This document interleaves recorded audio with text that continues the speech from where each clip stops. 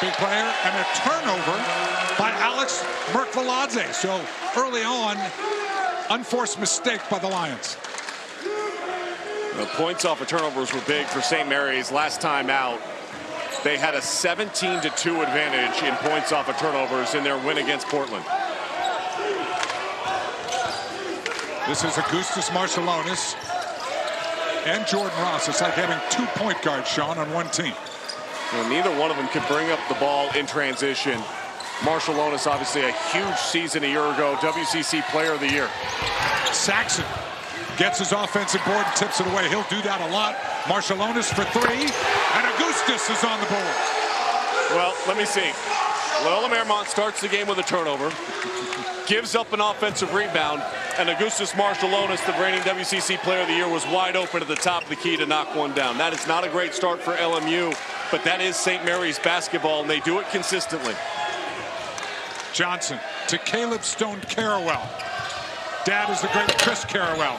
And Stone Carrawell puts LMU on the board. A good, strong move there. You see him like to work on that drive. He's capable of getting that baseline, squaring his shoulders up over the top. He has a little bit of a size advantage that they can utilize in tonight's game. Marciulionis gets the screen from Saxon, keeps it himself, and Marciulionis is 2 for 2. Well, he got off to a sluggish start the other night and then scored the first 10 points of the second half and didn't look back in that game against Portland where he finished with 20. 5 quick ones in the first 2 possessions for Marciulionis. Johnson off the mark, and Morauskas with the rebound.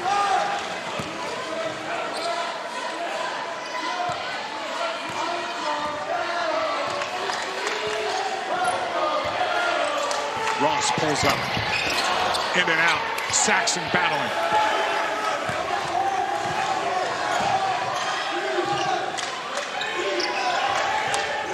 Porter's first shot is off. And here comes Ross setting it up.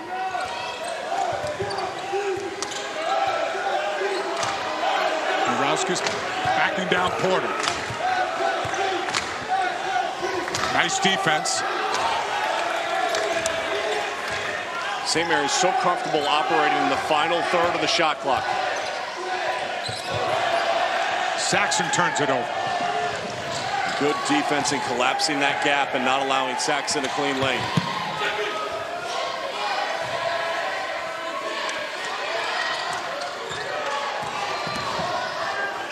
Stone Carrawell tied up, and nice defense by Jordan Ross.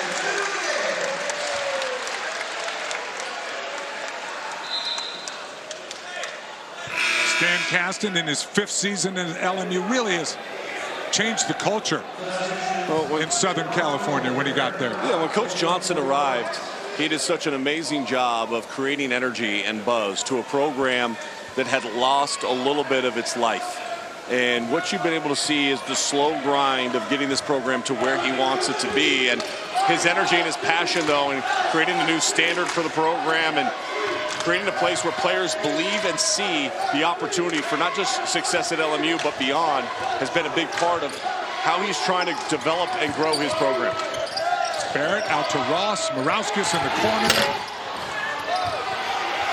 LMU did a nice job of boxing out Jan Vide already in off the bench. Merkvaladze for 3, and he puts the Lions tied at 5. First thing that Randy Bennett told his team at shoot-around is you've got to take LMU out of transition. You cannot allow them in transition to get wide open looks from the 3-point line. There's 4 guys on the court at all times that can knock it down. Augustus draws the foul, and Augustus Marciulionis will go to the free throw line and shoot 2. All Randy Bennett has done in 24 seasons is just win. Had a losing season his first year, hasn't had one since. And if you don't count the COVID season, they've had at least 20 games in 16 straight seasons with 20 wins. Well, and just going to consistently going to the NCAA tournament, you know, and 3 straight times as a 5 seed. And they've advanced in 2 of them, you know, and to me, I grew up in this area. The first college basketball game I ever saw, how about this? First college basketball game I ever saw in my life. What was it? St. Mary's versus Loyola Marymount. about 2 weeks before Hank Gathers tragically passed away. Final score in regulation, 131-110. I thought it was the most beautiful thing I've ever seen in my life. And by the way, if you think it's going to be 131-110 today, you're sadly mistaken. Combined, they may not get to 131 points. I was going to say, whether that was the 130 or the 110, neither team was coached by Randy Bennett. No. But I mean, it was such a beautiful thing. I mean, Bo Kimball, Hank Gathers. That system was insane to watch, but it made me fall in love with the game of college basketball. I sat in the last row of Section AA at the top of here. Yeah. Sean Farnham grew up in Clayton, a stone's throw from here, right at the base of Mount Diablo, as Johnston tries to see if the Lions can even things up.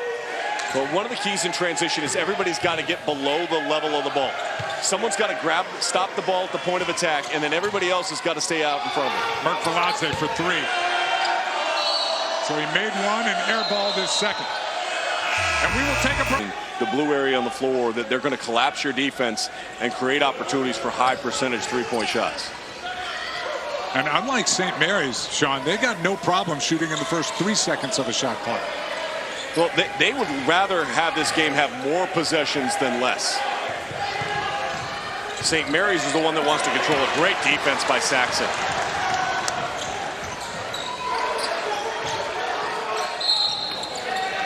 Barrett inside to Morauskas, and Vide fouled him from behind.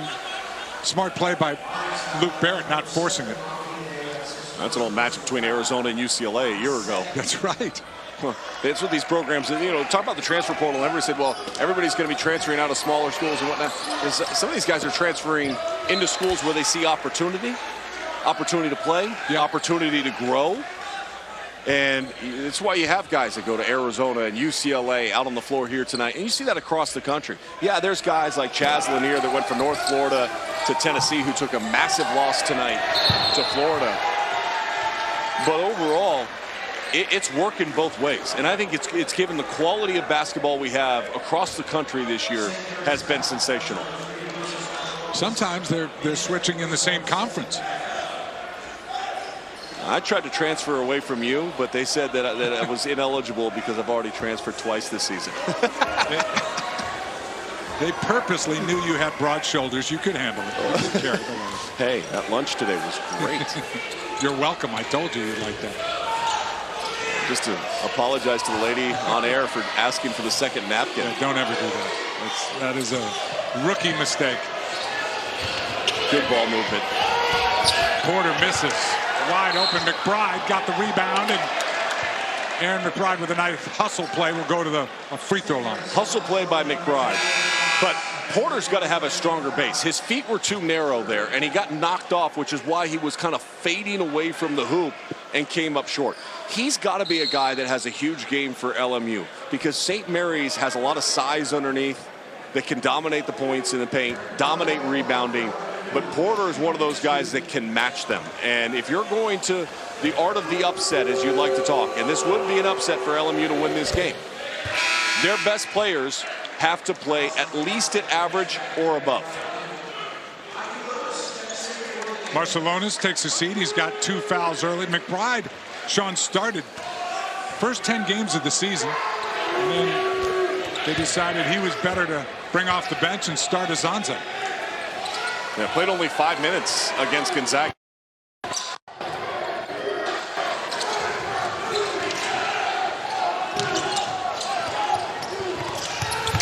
Lewis with the floater off the bench. Yeah, it's tough to play as a freshman at St. Mary's, but Mikey Lewis has got something special about him. Very talented young man who can really score the basketball. Played at Prolific Prep. Morauskas clears.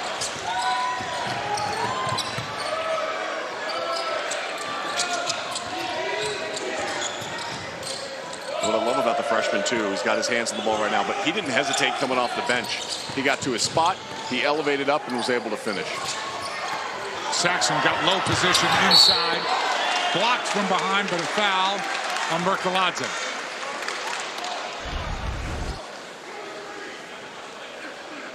And just a great job of burying underneath. I always say this, if a big man's got 2 feet in the paint, you better pass him the ball. If you got 1, you should. If he's got no feet in the paint, don't pass him the ball, because it's going to be too difficult of a move for a player like him who's a back to the basket player.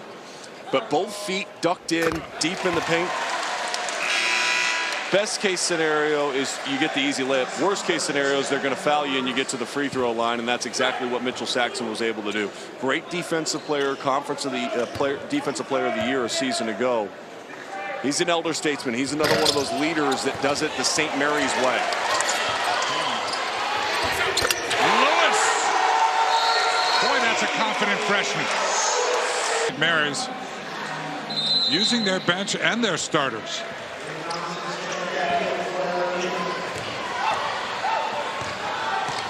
Hi, everybody. We want to welcome all of you that just watched an impressive Auburn win. St. Mary's and LMU from Moraga. Dave Feldman and Sean Farnham. A WCC battle from one of the first-place teams, St. Mary's, and a tough LMU team who's still looking for their first road win.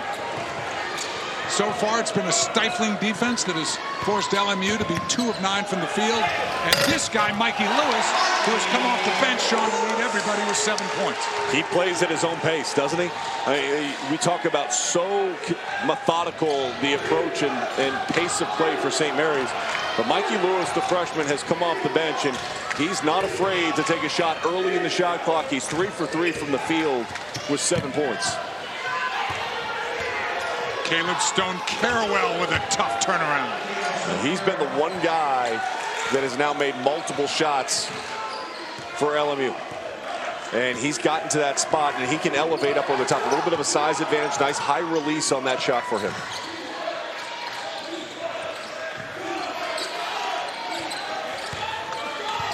Saxon going against Rick Asanza, who's about 3 inches taller. But the jump hook over him, in and out. Morauskas with an offensive rebound. If you haven't watched St. Mary's play, they rebound 40% of their missed shots. That is number 2 in all of college basketball. Another hustle, another possession for St. Mary's. Shot clock didn't reset. I don't know if they know it. 3 to get it off. Lewis hasn't missed a shot yet. That's his first miss.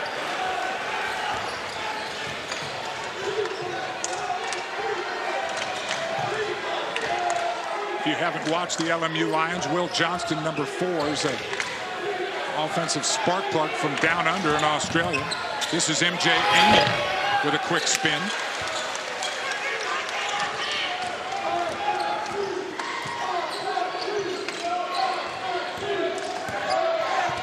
Paulus Morauskas high off. No. Tip in by Saxon.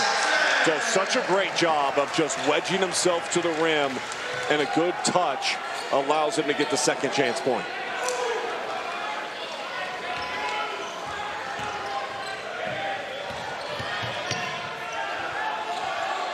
Stone-Carawell cut off. Johnston almost lost it. Got it back. Going a little too fast on the catch. Got to catch it first.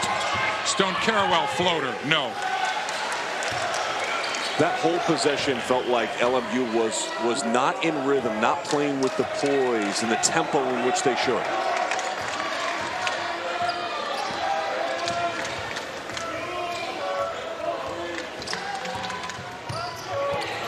Ross threw it to the wrong guy, got it right back. But now the shot clock down to 7. Lewis off 1 foot. Saxon keeps it alive and a fresh 20. You'll be saying that often tonight. Lewis, he's only missed 1. 9 points for the freshman that was 83rd in the ESPN 100 by Paul Biancardi, who does a great job for us scouting the best talent across the country. He had 23 against Nebraska earlier this year. So a foul already, 8 offensive boards already for St. Mary's. And Lewis just so composed. Late shot clock, get to his spot, elevate up. He's twice got to that middle free throw line area and been able to knock it down. Sean, why is St. Mary's such a great offensive rebounding team? Is it, did they just try harder? Is it technique? What is it? It's a point of emphasis. Look, teams are usually going to be good at what they emphasize. And when you play a low possession game like St. Mary's, where they want to control the pace, the more possessions you have, the more likely you are to win games, which is why they had the 4th best winning percentage in the last 10 years in college basketball. But Coach Bennett, they practice it, they talk about it in every drill they do. Rebound the basketball, be elite at that level, and they have them. And another point you mentioned, too, is they have size. Like Harry Wessels, a 7-footer, one of 2 7-footers they can bring off the bench. They're only one of 27 teams in college basketball that has 2 7-footers on their roster, and Randy Bennett consistently finds them.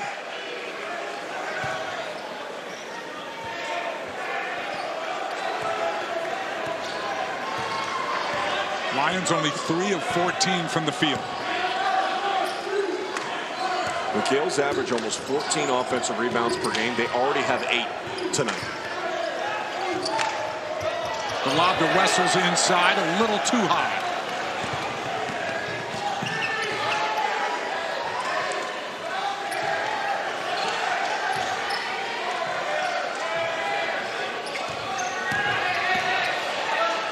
Johnston left alone, and he can hit that. That's a freshman mistake. Lewis backed off and forced Harry Wessels to have to return back to Johnston. You don't want to switch that if you don't have to, and they weren't in a position that mandated a switch. Wessels left alone underneath. Dunked that big fella. He missed it. But as you mentioned, that was at home, and you want to win a championship, you want to be a disruptor in conference, you want to make a statement, you got to be able to win on the road. And this is a difficult environment to do it. The top 2 toughest environments of the conference, no surprise, is here in Moraga and up in Spokane in Eastern Washington.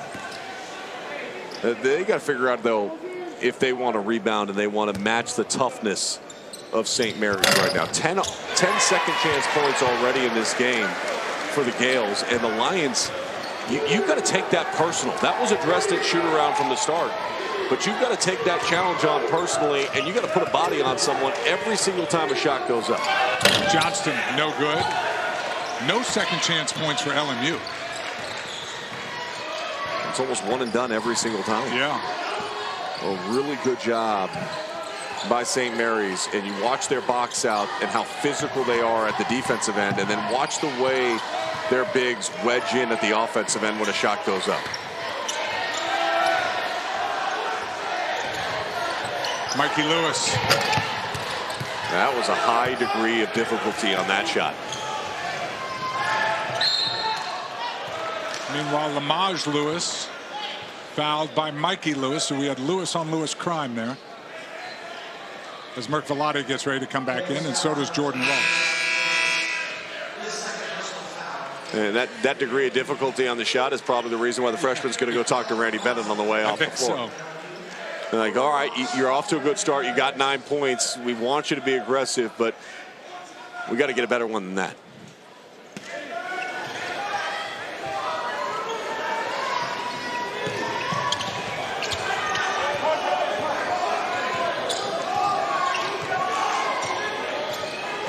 Porter has yet to score. Sean, he had 22 against Oregon State and a double-double with rebounds, and yet to score for LMU. And he and Johnston are the 2 offensive threats, and they have 2 points combined between the 2 of them. Stone Carawell. He scored. He's got 6. Yeah. I mean, he's almost got 50% of LMU's points. He's been the guy tonight that has felt comfortable out on the floor. Nobody else has joined him yet.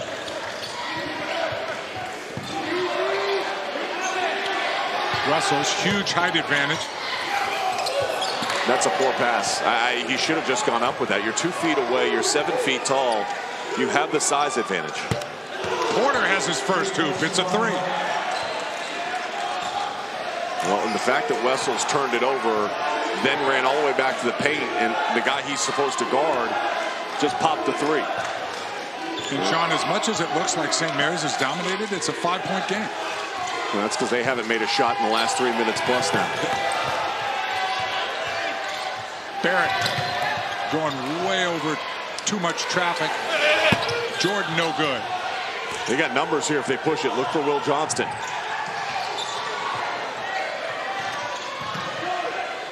Lewis is the trailer. Merkvelade strong to the hoop. Count it.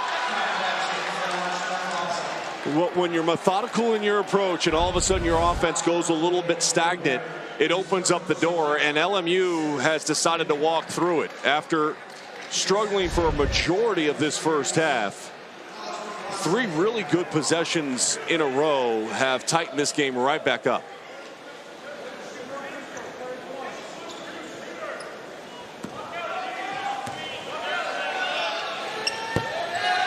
Free throw no good by the native of Georgia, the Republic of Georgia. The Gaels just 2 for their last 10. On this possession, I want to see a ball screen from Marshallonis. He picked up 2 early fouls after a hot start and then went to the bench. You got to get him back going.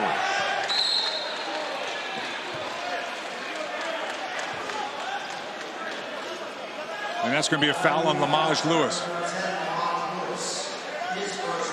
First personal on Lewis. Marshallonis, as I mentioned, 2 for 2, 7 points. Really aggressive early, then picked up 2 fouls, went to the bench. The reigning WCC Player of the Year has got to get his hands on the ball and settle this offense down. They couldn't even get the ball in bounds there because the defense by LMU. A lot of guys just made their first cut and haven't allowed multiple shot opportunities in an individual possession. Another difficult time for St. Mary's just inbounding the ball. Why do you have 2 players running to the same spot on the floor? Mitchell Saxon and Jordan Ross ended up less than 2 feet away from each other. That means there's a lot more arms and defenders there to swipe it away. Saxon spinning inside and ends the drought.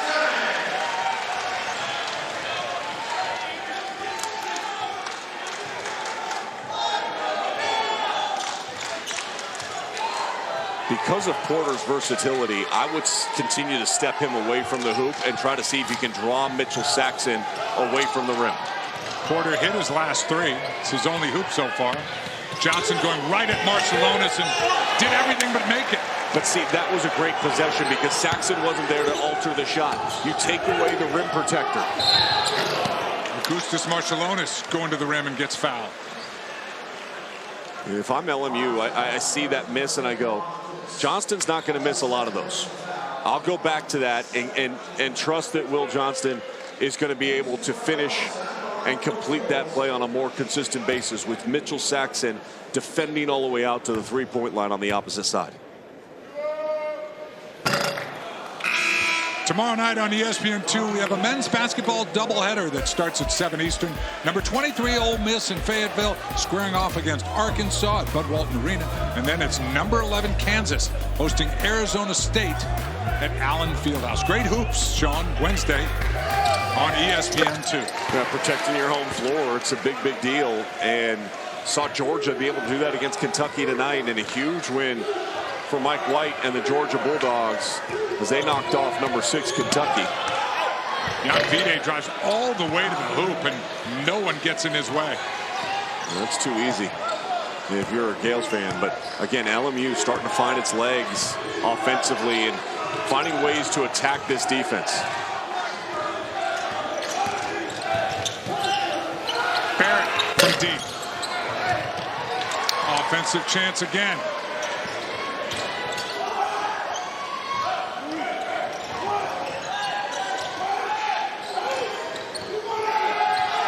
Barrett from the other side. Good movement, wide open shot. Barrett's had a really strong start to the season, averaging over 11 points per contest. But here they go, bringing Porter back up, takes Saxon away from the hoop, allows your guards to drive. What a beautiful move. Was just slipped and wide open. It's a 2-point game, Sean Farman. But I love what Stan Johnson has done. Last 2 possessions, as I said beforehand, lift Saxon away. Don't allow him to plant in the paint and make life difficult for you.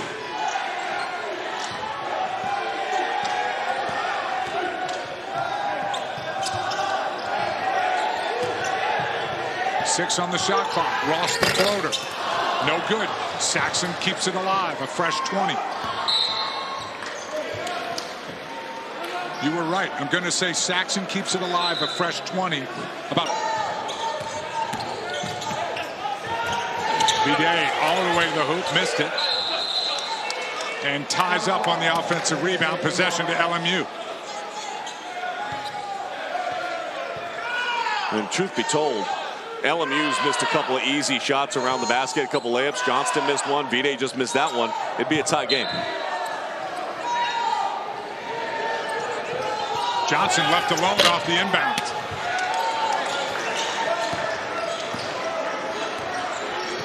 That was a pretty good look off the inbound play.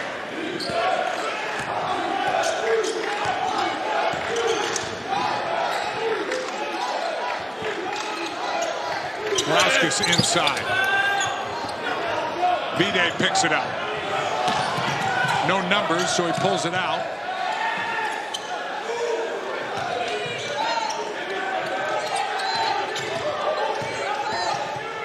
Johnston. Boy, he has been off tonight. He's had a couple of games like that against San Francisco in particular. And when he struggles to score, it makes life really difficult for the rest of the team. Puts more pressure on all of them to step up.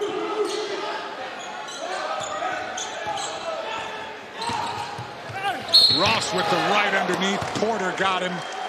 And Ross will go to the free throw line. St. Mary's can manufacture points. They do an excellent job on their drives to their guards of initiating contact and getting the call.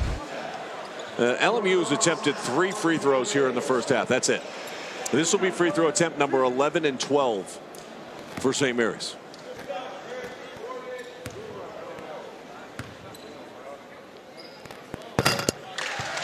Number 2, South Carolina highlights our next ESPN2 featured women's basketball matchup. They'll host Texas A&M Thursday at 5 Eastern from Colonial Life Arena in Columbia. Check out the women's hoops Thursday on ESPN2. And Don Staley's team dealing with some injuries right now. Going to ask for others to have to step up, but she's got great depth on that roster and a lot of players who just flat out can go. A 6-point St. Mary's lead. Under 2 minutes to go in the first half. Porter inside to Stone Carawell. Stone Carawell, a tough shot over Barrett. But that's just great offense. Great back cut into open space and a good entry pass. A little bit better one would have been easier to get the make, but Stone Carawell, 4 of 5 shooting, 8 points here in the first half. We said in the open, LMU always plays this team tough, despite losing 10 straight on this floor. So far, they're proving that right. Shot clock down to 5. Saxon's going to have to shoot it. Barrett, nice job, and falling down, puts it in. And just wedged his way in to grab that offensive rebound. Another second chance point opportunity for St. Mary's that they convert on. And that was a big possession, a 6-point lead instead of giving LMU a chance to tie it up. St. Mary's dominating the boards 24-10. Porter still can't get it to go. Bidet got an offensive board. 15 left in the half. And Coach Stan Johnson says we're going to the half at worst down 6. Let's see if they can steal some momentum. I like the lifting action and the guards attacking. Johnson blocked by Morauskas. No shot and no foul. And that's how the first half will end. Well, if LMU can figure out how to rebound the ball better, almost 50% of the offense from St. Mary's has come in second chance points in the first half. Our halftime score, St. Mary's 30, LMU 24. After the break, it's the halftime report with Kevin, Seth, and Tom Crean. Ross leaves it for Saxon, who's swatted by Azanza. Rick Azanza out of nowhere swats that.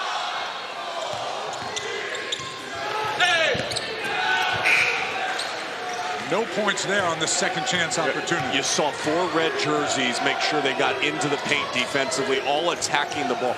Part of rebounding just want to, right? It's effort. It's understanding that you have to match the physical toughness to say, you're not going to get the rebound. I might not, but I know you're not. And that's an illegal screen and a foul on Merk Veladze, but Azanza with the defense. Great rotation over. This should be a dunk, and then he just comes from behind and swats it off the backboard.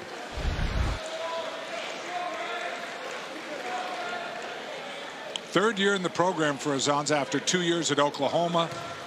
2 years ago, a key part of the team that won 19 games, but last year had a drop-off due to injuries, and now back and healthy. The healthy part, the biggest part. I mean, he had some size and some length to this LMU team and athleticism.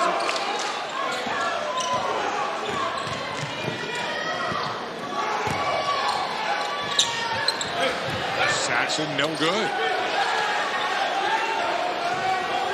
And so far, tougher interior defense by LMU shown in the second half. Guaranteed that was a point of emphasis for Coach Dan Johnson.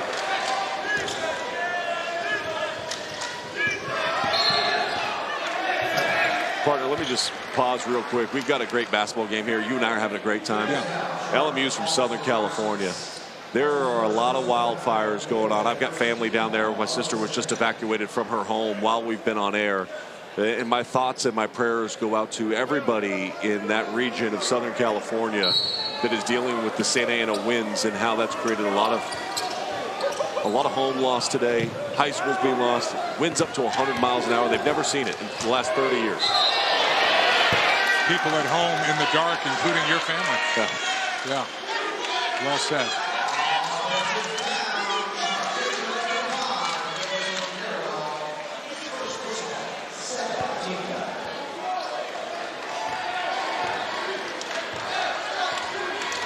Marciulionis played that first half, the majority of it with 2 fouls after a quick start.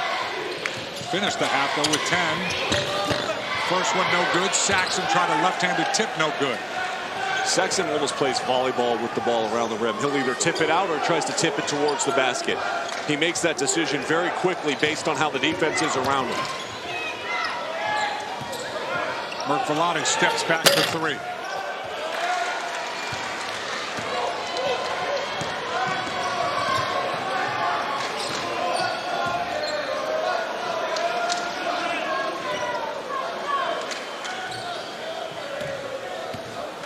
Saxon going right at Azanza, and there'll be a foul on Big Rick.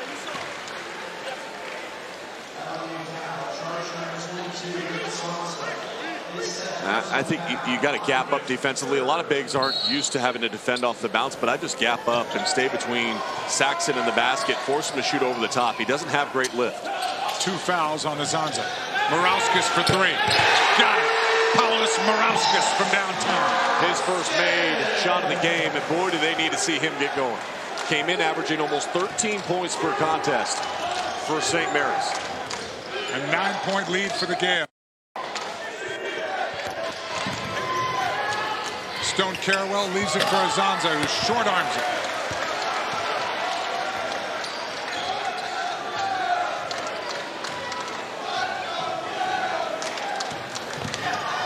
Morauskas with the floater. There's that volleyball you talked about, but Saxon batted it to the wrong team.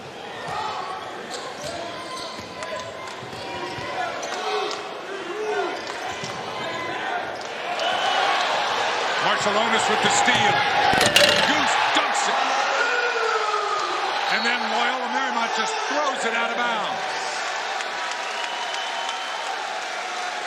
Well, a lot of things that LMU was doing offensively that was creating space in the first half, they haven't done. And Azanza is down low on the block.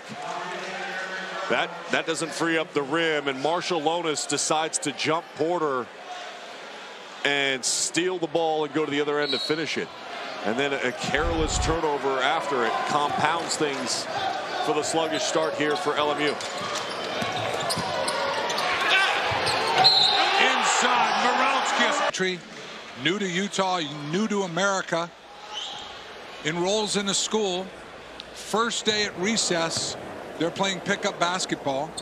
Stan, the only man of color in the school. They pick him first, Sean. They think he'll be great at basketball. He had never played basketball. He was a soccer player. He was terrible. From then on, he was picked last. He decided, I am going to make myself a great basketball player. He dedicated himself to the game. He worked hard every summer, self-taught, and he received a scholarship offer to Southern Utah and played college basketball. It was a great story, and his coach is one of those guys that's so charismatic. He came over, sat with us for the first 30 minutes of shoot-around today where the team was getting loose after they arrived. And just so much passion for what he's building and what he's trying to accomplish. And his work ethic and his desire to see this program improve is ever present. And Jan Vide, on that drive, he said, I love the drive. And I read his lips from here. He goes, but you got to be under control. Can't be out of control. That was a little bit out of control, and he was bailed out by the foul call.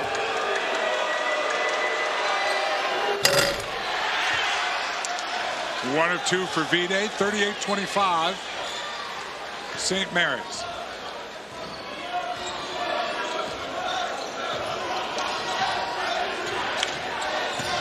Barcelona so patient.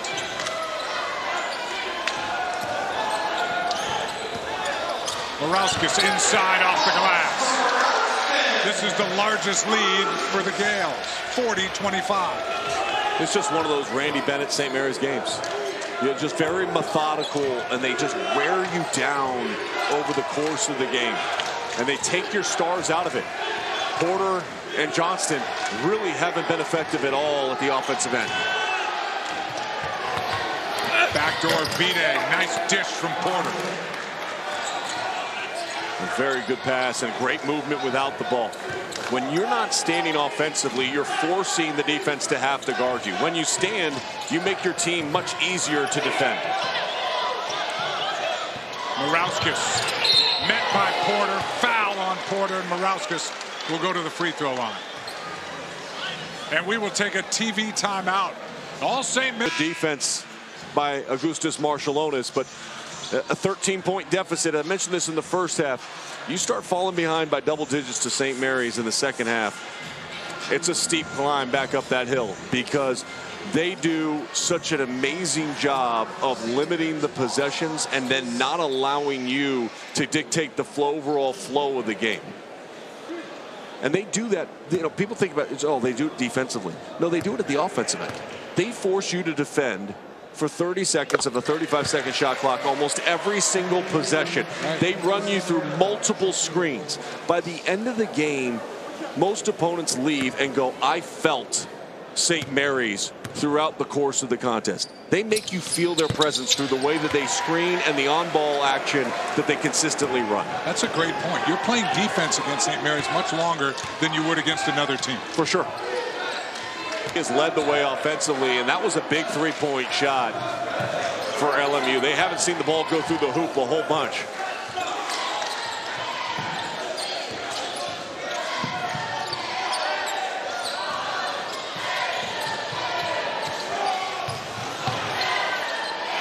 Barcelona. Saxon tried to tip it. Saxon's still trying to get it. Barrett's on the floor. And a jump ball possession goes to the Lions. So that's a prime example. You had 3 ball reversals and at least 4 on-ball screens on that single possession alone when the shot finally came, which was a wide open look for Marciulionis 31 seconds into the shot clock. Excuse me, I can do math. I promise I can. 26 seconds into the shot clock.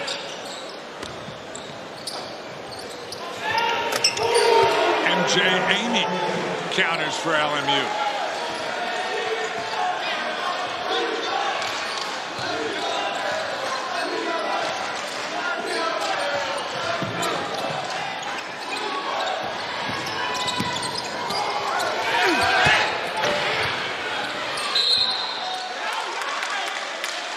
And a foul on Aaron McBride of LMU. You look at LMU, last couple possessions, a couple of good looks from beyond the arc they were able to drill. They average over 8 made three-pointers per contest. That's a big part of what their offense has been. And the three-point shot, as you know, Dave, it's the great equalizer. You can have a lead and all of a sudden hit a couple threes, and the scoreboard looks really different.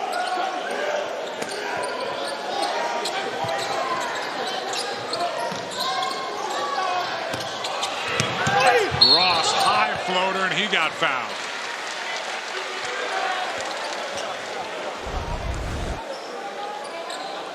Out of bounds underneath, quick reversal action. Ross drives that seam like a running back that sees the hole open up in the zone blocking scheme.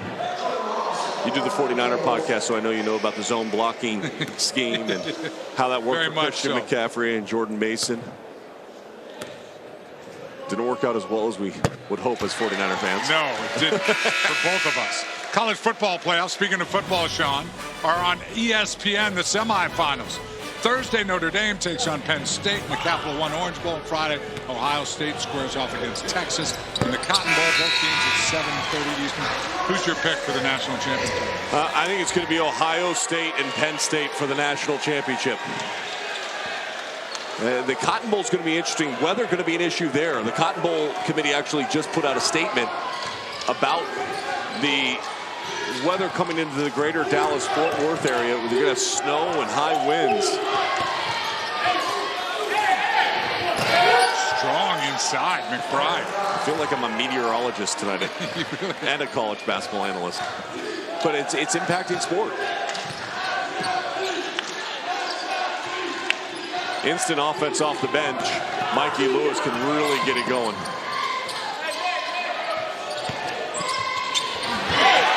Barrett left alone inside. Marshalonis with another steal. Marshalonis off the glass. By the way, Sean, I'm told 9 inches of snow in Louisville tonight. Do you want to add that to your report? Let me check the live Doppler, Dave. Now, you turn the ball over against St. Mary's, they make you pay a lot. And they take opportunities when they have it.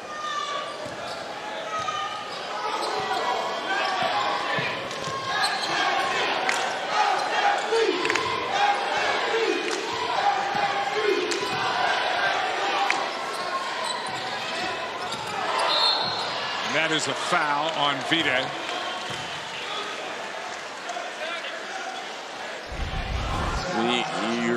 Barrett is one of those guys that you look at that came to the program as a walk-on, got put on scholarship, continues to get better, and have a huge role going into this season for the Gaels. And you go back to even further, a guy like Tommy Kuzi was a walk-on and got a 10-day in the NBA. And Barrett is second in the country in minutes played. 37.1, former walk-on. Second in the entire country. 50-37, St. Mary's on top. Well, offensively, when they've not turned the ball over, they've had a great deal of success in the last couple possessions. They're 5 of their last 5 from the field.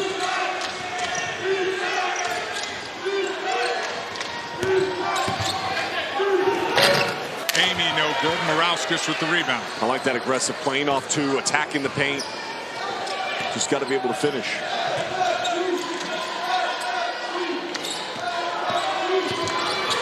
Barrett spinning and a nice move on McBride. And all of a sudden, offensively, Barrett is really finding himself. He's now got 8 points to go with 8 rebounds. Mercolade. And a goaltending on Saxon.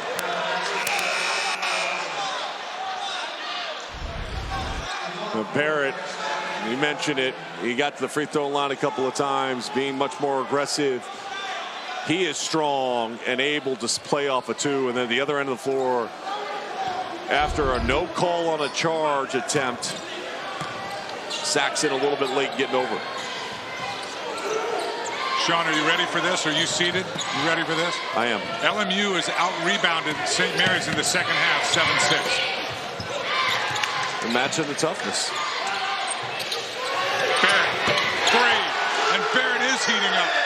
can match the toughness, partner, but if you can't get the stops, it doesn't matter.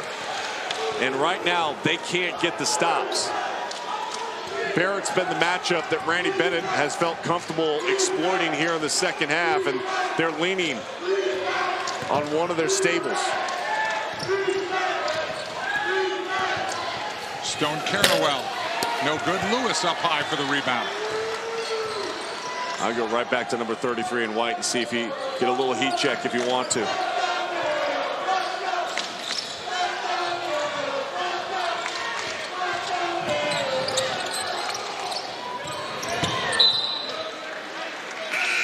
Lewis trying to get it into Saxon. Ball tipped away. And Lamage Lewis comes back in. Stone Carawell to the bench for Stan Johnson and LMU.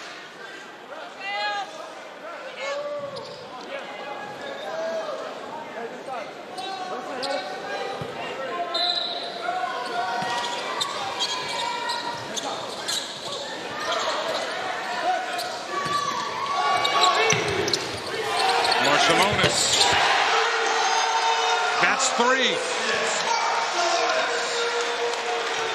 They just wear on you. They just grind you down over the course. They've done a great job of that. They really have. And LMU starting to stand up out of their stance here in the second half, and they're not defending the ball and off-ball, maybe even more importantly, off-ball action as strong as they were in the first 20 minutes. This half, Morauskas has 10, Barrett 8, and Marciulionis 7 for balanced scoring by 3 of their leaders in the second half.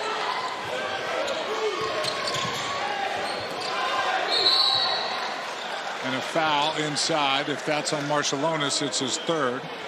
Well, it is. And what St. Mary's does an outstanding job of is taking away, as Randy Bennett would call it, the head of the snake. He said Will Johnston was the head of the snake for LMU. Yeah. Will Johnston is 1 of 8 shooting. Has only 2 points. Well, you and I have talked about, Sean, we've done a couple of games here. You've done a ton of games here. Is there a more thorough scout in the country than what Randy Bennett does? No, he's a mad scientist. You know, I mean, he literally goes, they haven't done this all season long, but they did it against us 2 years ago. Let's go over it. Like, Randy, what are you talking about? They haven't done it in 16 games. But he's detail-oriented and super thorough. Morauskas, no. Second effort, no. Ball on the floor. And a foul is called.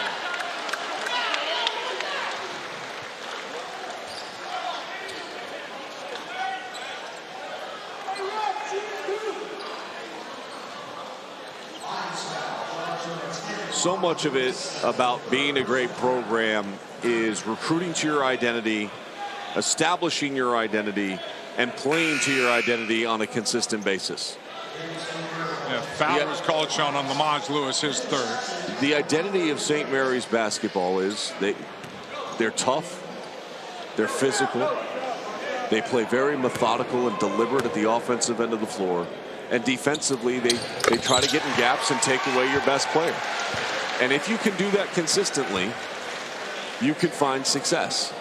And Randy Bennett has done that. You mentioned it, outside of the COVID-shortened season of 2021 where they only played 24 games.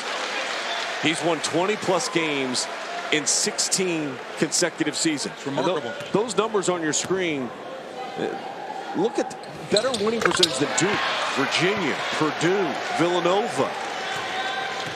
And the one other point, Sean, which you made today at shoot-around, if you play for Randy for a couple of years, you're going to get much better. He will make you a much better player. And you've seen assistant coaches under him, Kyle Smith over at Stanford, Rick Croy at Cal Baptist, Aron Kanat in Hawaii, Todd Golden, former player for him that is at Florida, and obviously had a huge win tonight over #1 Tennessee.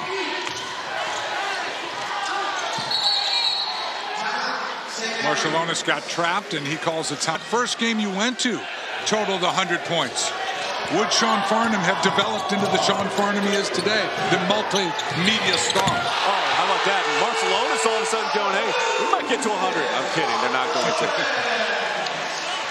But yet another 20-point game for Marcelonis. Had the 22-7 against Portland on Saturday. As you mentioned, the player of the year.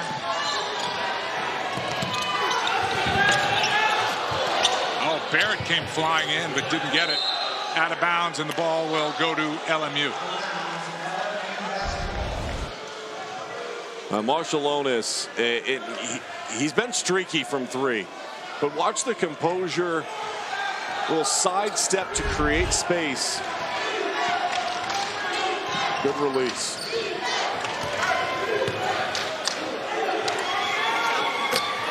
Now, speaking of good release. Yeah. Now, they could use a lot more of that. Porter only his second made field goal of the game. He's got 6 points. Could have used it a lot earlier. He's a great offensive player. Had the double-double against Oregon State, but his struggle today is Mikey Lewis from downtown. You look at the St. Mary's program, too. 13-3 coming to this game. Perfect 3-0 in conference play. Let's not forget that they lost Aiden Mahaney and Joshua Jefferson, who's been outstanding for Iowa State. And I think it's 2 starters that you expected to come back and be completely loaded and ready to go. And Randy Bennett's team has played very well. And that win against Nebraska that they had is looking better and better almost every single day. I know Nebraska took a loss tonight in overtime against Iowa. But the Cornhuskers have been playing some really good basketball. Barrett fouled by Stone Carroll. Marcelonis, by the way, Sean, with 3 threes. That top. You may not win a championship if you've got 5 Luke Barretts on your team in conference in a conference championship, but you can't win a conference championship without a Luke Barrett. Like, he just makes every tough physical play that you could potentially ask for. He may not give you 30 on a given night. He may not do it the most beautiful way, but man, he makes winning plays.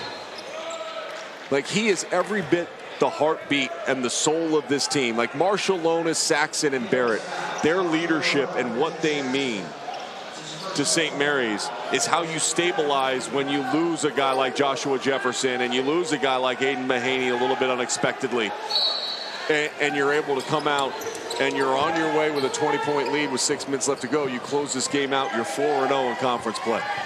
Barrett had originally, Sean, committed to Division III Pomona Pitzer. But after that COVID season, he wanted to stay closer to home, and no one plays harder, and he made it work Division I as leading the country in minutes, or second in minutes.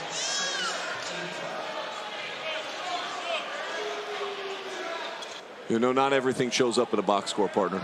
And sometimes you need players that are willing to mix it up. How many times has he been on the floor scrapping for an offensive rebound? Hardaway now on the stat sheet with a rebound, defensive rebound.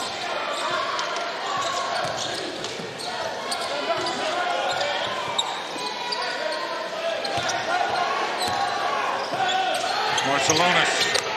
A new career high for threes. He's got 4 in this game. Hey, just a simple paint to great, right? Like you get the ball in the paint, you collapse the defense, you find yourself a great shot. 23 points for Marcelonis. Well, he had entry pass into Saxon. Defense turns their head. You relocate, creates enough space for a short closeout. You got to close out faster than that. Short closeout and a wide open 3 for Marcelonis.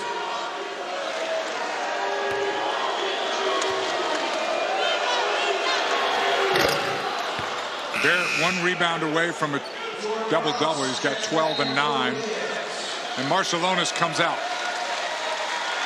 What a night. Great job in the second half by St. Mary's, igniting their offense. Almost 50% of their points. There's your double-double for Barrett. But almost 50% of their points in the first half came on second chance points. There haven't been as many second chance points in the second half because they're making more shots. Right.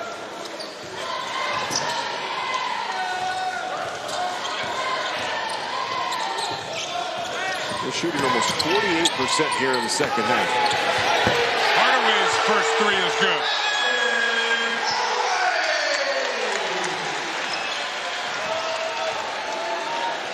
The WCC ultra competitive this year. 6 teams in the top 75 of the net rankings. St. Mary's one of those teams. When you think about that, 6 teams, that's the same amount as the ACC, one more than the Mountain West, 5 more than the American. The additions of Washington State and Oregon State have added quality depth and opportunities to go on the road and get quad 1 wins and have quad 2 games at home. Porter inside.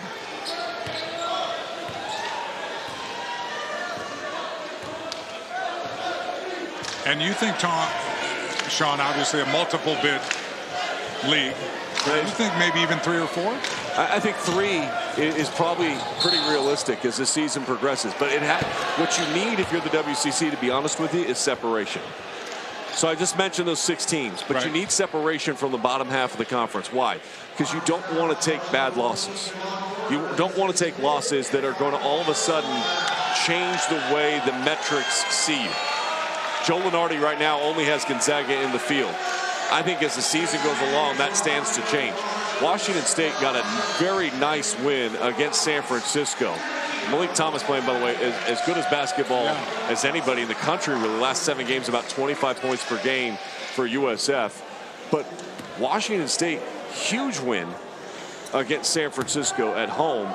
They're undefeated. They've got a monster game coming up on Saturday against Gonzaga. Opportunity to make a statement.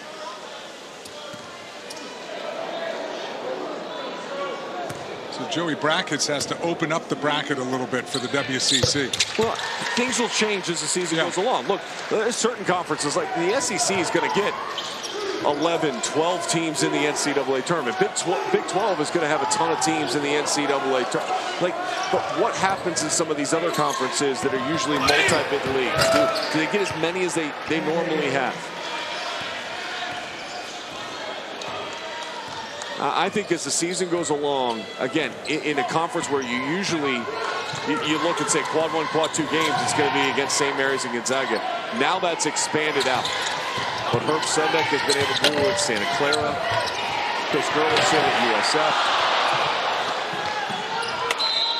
By the way, in case you're wondering who the other 7-footer is, that's Andrew McKeever, who looks like a taller 7-footer than Wessels. More height for St. Mary's. He very rarely seems out of whack or forcing it.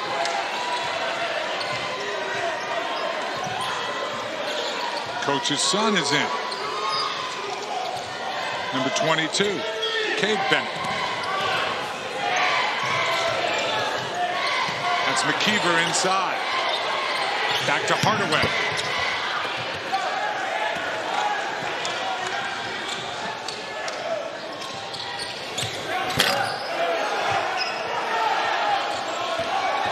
That's Matar Choke, who's checked in to find Carrawell. No.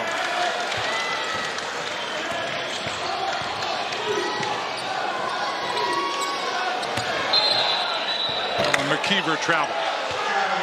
Randy Bennett has put a lot of time in on McKeever, and they believe that he's going to be that guy that's going to ascend to the Mitchell Saxon type role of production. And these minutes are important for him.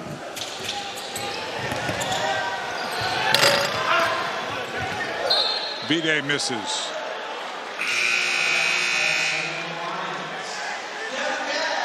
Kevin Gadd checks in, and Mikey Lewis, nice game.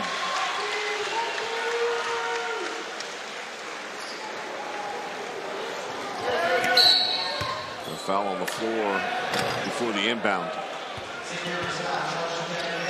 Carrawell was grabbed on the inbounds before the pass came in.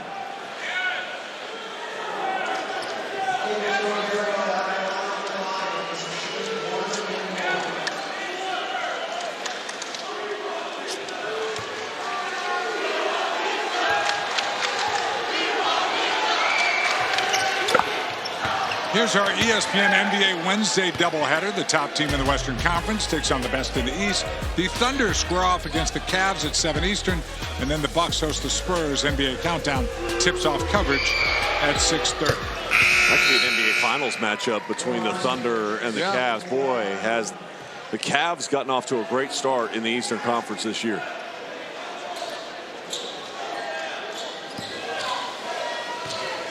Sean, for St. Mary's after this, they'll go to San Diego and Pepperdine and then come back home to play San Francisco. They go through that stretch, though. Look at the stretch right after that for St. Mary's.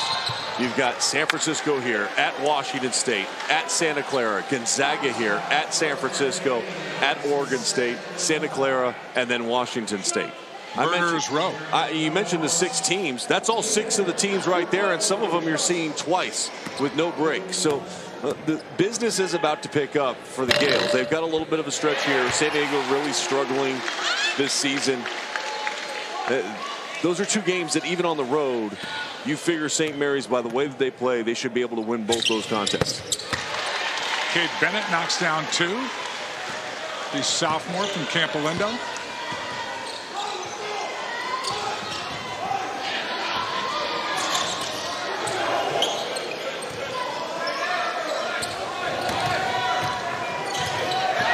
Here's the steal. Here comes Dent. Leaves it for Kevin Gadd. Gadd's jump hook is good, and the Moraga crowd loves it. Unbelievable. You think about the fact he hasn't scored all season long.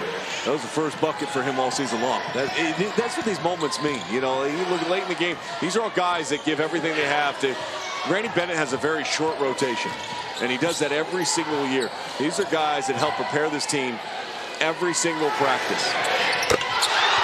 Go ahead. Well, do it again, Gadd.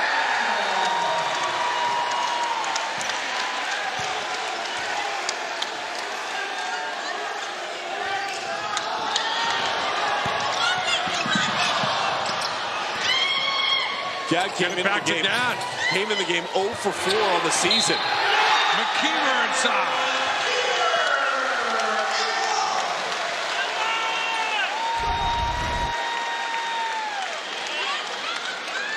Gadd, he said, I've scored 5 points. Let me get an assist. Kevin Gadd, the product from Livermore, California, doing a great job coming in late, being ready to play, and hooking up his fellow Livermore, California, and Granada grad. By the way, if this holds form, Sean, St. Mary's will hold their 4th straight game, holding their opponent under 60. There's 2 things to think about here. Okay, they're at 53 points right now in the game for LMU. St. Mary's has scored 51 points in the second half. Yeah. That's not necessarily ready. But how often do we say, hey, they're putting up 50-point halves? Right. This team is 13-0 when it scored 70 points. Now it's 14-0 when it scored over 70 points.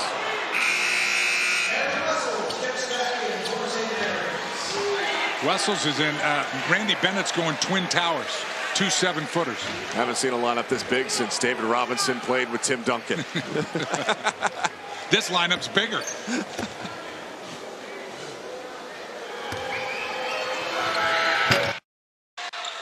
I'm Gadd. I'm looking to hunt a 3-point shot here. His career high is 9 against Pacific.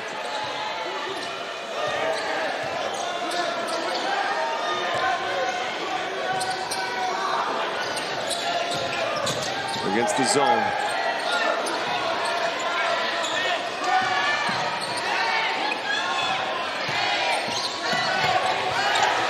Bennett left alone after the pump fake.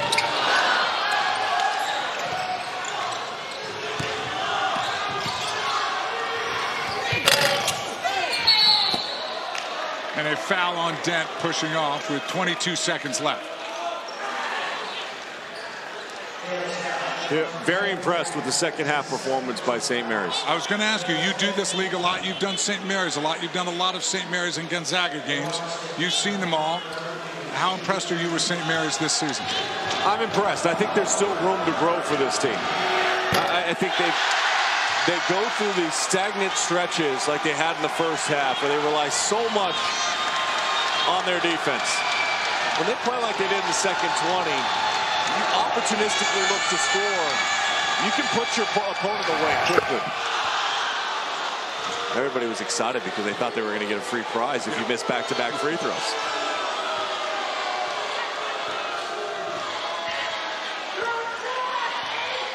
No free pizza, but an impressive win is going to happen for St. Mary's. They're not going to shoot the ball anymore. You know, tough stretch to start conference play for Sam Johnson's team. Just played Gonzaga and St. Mary's in back-to-back games.